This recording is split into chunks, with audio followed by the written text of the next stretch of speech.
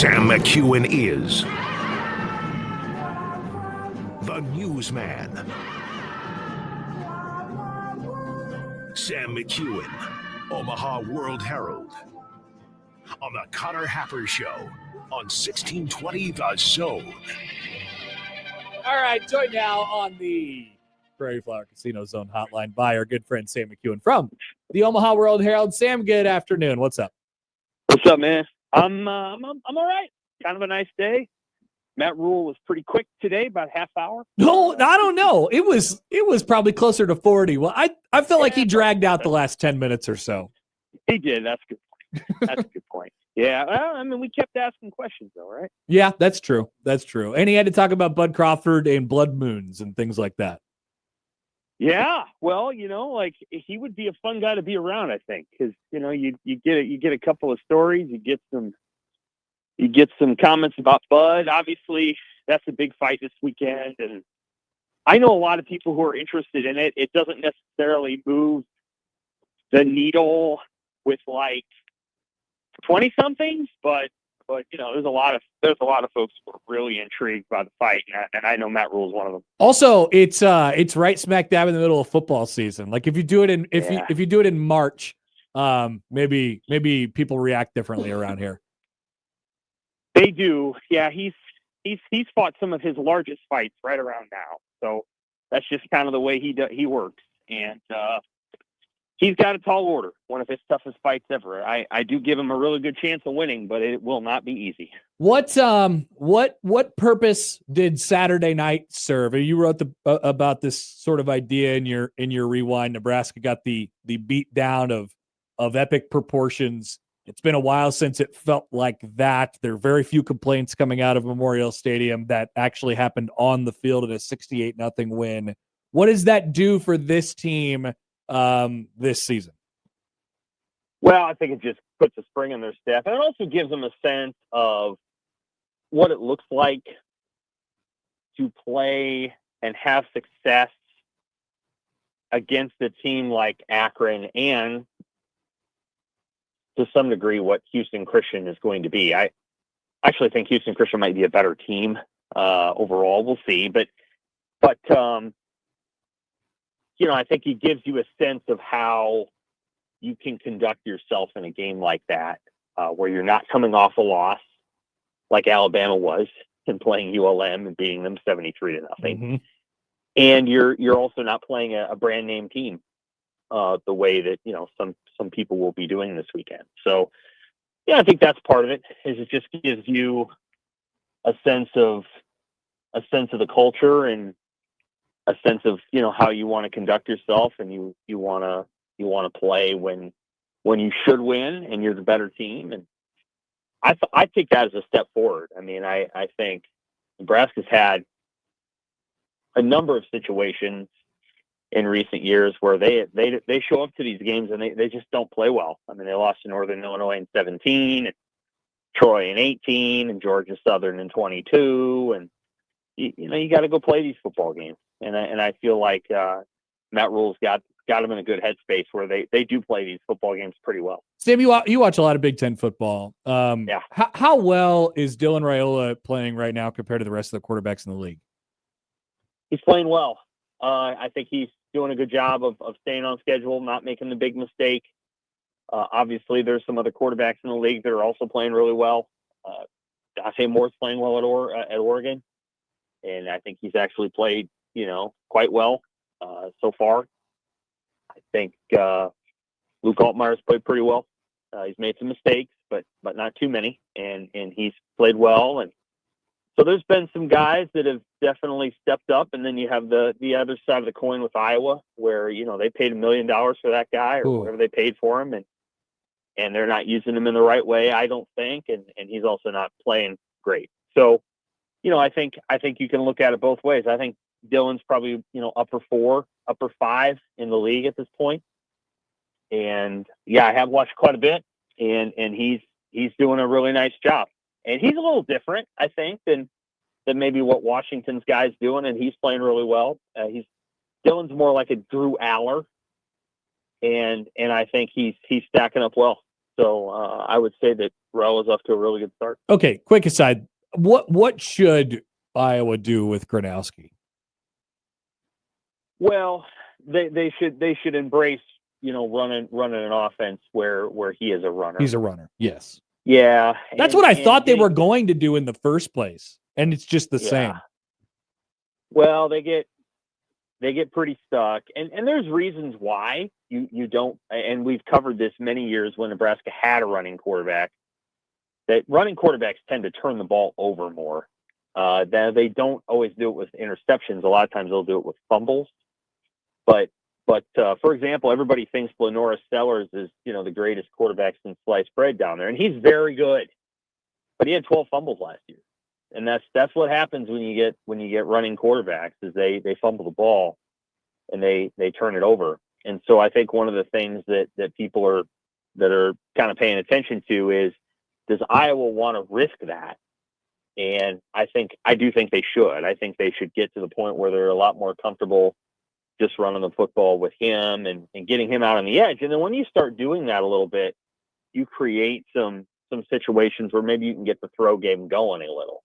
And they had that a little bit with Brendan Sullivan last year. They kind of ran Sullivan out or something because he went to Tulane. If this is what they were going to do with Gronowski, they would have been better off just sticking with Sullivan. But we'll see. They can grow in their pass game, and maybe they've got some other things in the works. But he looks really nervous too. He just doesn't look. He don't look right. He doesn't look comfortable. And that's been Iowa's issue for some time now is their quarterback play. Okay, so back to Raiola. The way you view it, Sam, is how much is he elevating Nebraska right now? Right? I don't know if that's the exact right way to put it, but I mean, you mentioned if he's playing like a top 5 quarterback in the league, and you got a lot of schools out there with league average or above replacement level quarterback play. How much is Raiola elevating Nebraska's offense, given that they do have some more weapons around him this year? Well, I think he is elevating them, but it isn't necessarily always in ways that you can see or measure. So I think part of what happens is your skill guys get a measure of confidence and execution within the context of practice. And I think Dylan is probably really good in practice. I think he engenders confidence there. So I think the players go into the games going, yeah, we feel good about what we're gonna do with this guy throwing the football. And then he does some pre-snap stuff that I don't think we always appreciate, that gets him into the right play and gets him out of some disasters. A quarterback and an offensive coordinator is never going to be 100% on like just hitting great play after great play. What you want to do is you do want to get your quarterback to the point where he's getting you out of plays that are going to be total disasters. And I think he does that. Like, they haven't had any, train wreck plays this year from what I can recall. I mean, they've had some negative plays, but they haven't had plays where it's like, man, that was the wrong play for that situation and they could not block it. They've been better than that for the majority of the season. So I think those are 2 ways that he elevates them without it becoming like absolutely obvious to everybody in place that that's what he's doing. But I do think it's real. And I think he's captured the confidence of his teammates. And as a result, they're keeping plays alive. Dane Key came from one side of the field all the way over to the other on a scramble drill and gave Dylan Raiola an opportunity to throw a really, really good touchdown. And I don't know that happens if Dane's not confident that getting to that spot is what he needs to do in order to give Dylan a chance. So, I think he's doing a good job of elevating the confidence of his teammates. What did we learn about running backs that are not named Emmett Johnson on Saturday night? I think we've learned that, Mekhi Nelson's dangerous in the open field. Isaiah Mosey is sort of a running back, he kind of played wide receiver on Saturday. And Quentin Ives can take one to the house if he's got a big runway to do so. Thought he did a nice job in a couple of his carries. He's still got to get better as a power carrier. We didn't delve into that with Rule today. And honestly, I don't know. I think they've got things to work on with their red zone run game and we'll see how that goes this week. they've got some things to work on there. So, I think they're good. We still have to see more, and I think we have to see it in the context of a game where things are in doubt, and it's third down, and you need to make a play, and Emmett's off the field for whatever reason, and you're looking around and wondering who's going to step up and do something. So I think that's still a work in progress, Connor. But I'm not going to overdo it. I understand what the coaching staff is saying and like how they feel about it and what they want to say and the promotion they want to do through the media, but I'm not going to overdo the running back thing until we see it, for at least 3 or 4 more games, and we see it in a big game, not against Akron. This one's to pin for the future, but you mentioned that red zone stuff and the 2 first half drives that went all the way down to the 1 that didn't result in any points for Nebraska. What's the answer there? I mean, they tried Harburg, and then obviously you had the fumble. Is it creativity? Is it putting the ball in Dylan's hands and letting him make reads and stuff like that? Like how it's complicated for Nebraska if they don't feel like they maybe have the right offense and the right setup to get those important last few yards. Yeah, I think that I don't know. I could give it a long conversation, but I'll just point out 2 things. One, I don't like tempo in a low red zone. I haven't liked it since the 2009 title game with Oklahoma and Florida, and Oklahoma's trying to do stuff that they don't need to be trying to do at the half-yard line. I don't like tempo in goal line. I think it's advantageous to the defense because all they have to do is react. They don't have to line up. They can just react. And I think that benefits the defense. So Nebraska doesn't run a lot of tempo, but I'm not a fan. 2, if it's an early down, I don't know that I need the tank T formation out there. I've said this before. Like, I get it. It's neat to look at, and it's very powerful. There's a lot of moving parts in those plays. And sometimes, again, defenses that are smaller especially, they just shoot the gap and they get in there. And, like, it doesn't matter how big the lineman is that's blocking. Like, or if Cam Lenhart is 270 pounds. Like, it's just sometimes you're better off just running your offense down there. It's first and goal or it's second and goal with the 3. And you just, you know what? You got your usual 11 personnel out there. Everybody's doing what they're supposed to be doing. And you're just running slice and you're running inside zone. Like, sometimes I think that's what you need to do.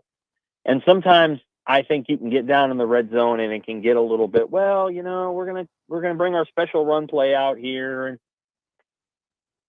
again, it's a compressed red zone and you're running a T tank formation. What else are you going to do? So everybody knows what's going to happen. That's my opinion. I'm not a coach. I'm not a former player. So, like, my opinion should be taken with a total grain of salt. But I think those are 2 things worth worrying. And then the tush push from the 1-yard line is not, I wouldn't do that. I think hindsight being 2020, we'll ask Holgerson about it tomorrow.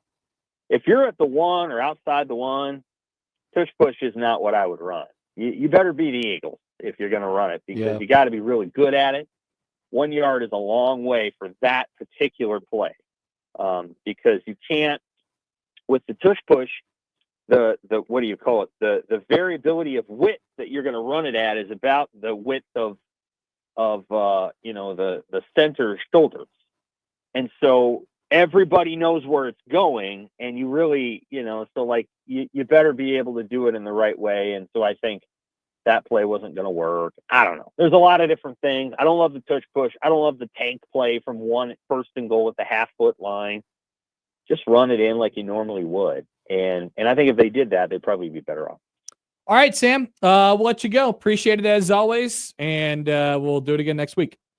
Take care, man. Sam McKewon from the Omaha World Herald. As always, check out his multitudes of content on the Omaha World Herald. Sam is prolific.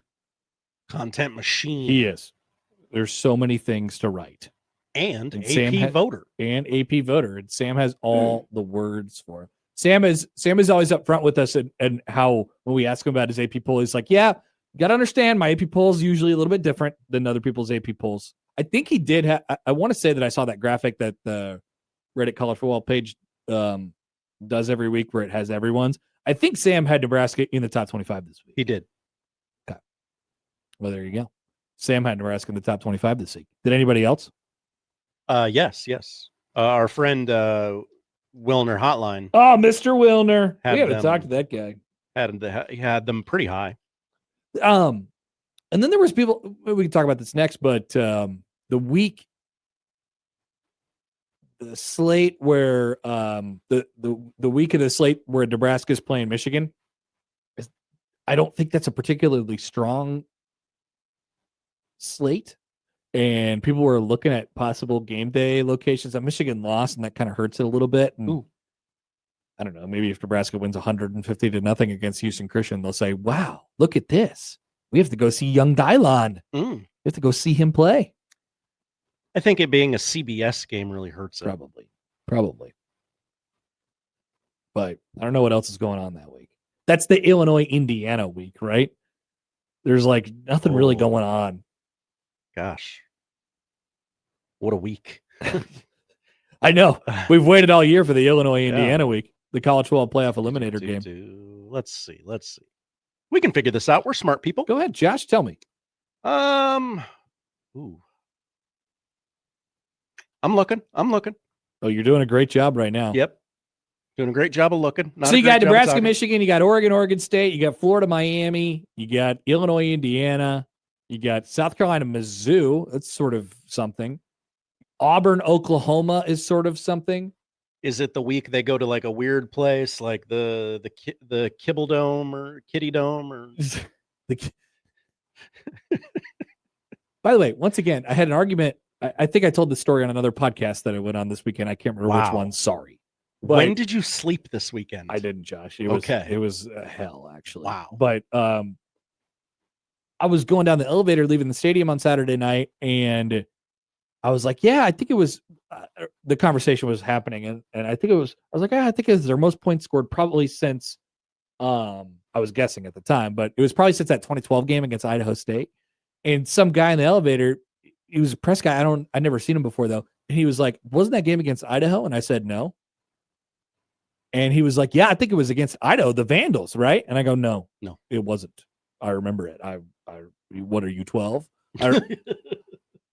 They played the Bengals of Idaho State. And I go, it was Idaho State. And he was like, nah, man, I think it was Idaho, the Vandals. And I was like, you're wrong. And then the elevator opened up and I left.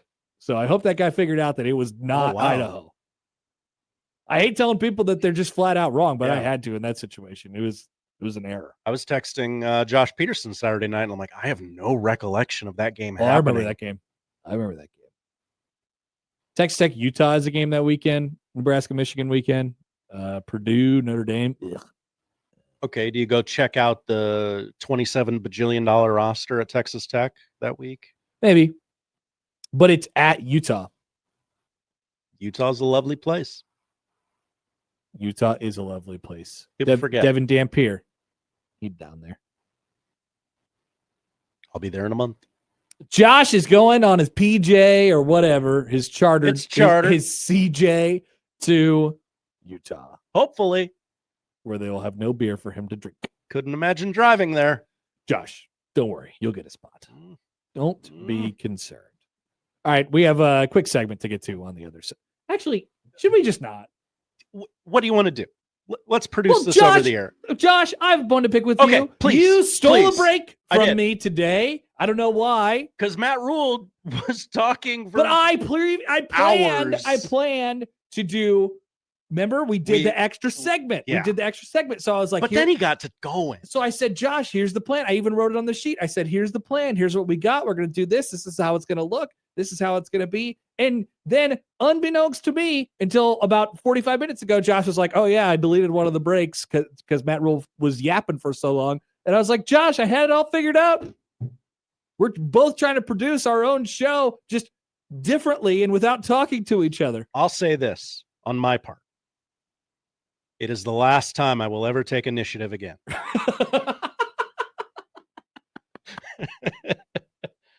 That one's on me, gang. No more initiative from Josh. That one's on me.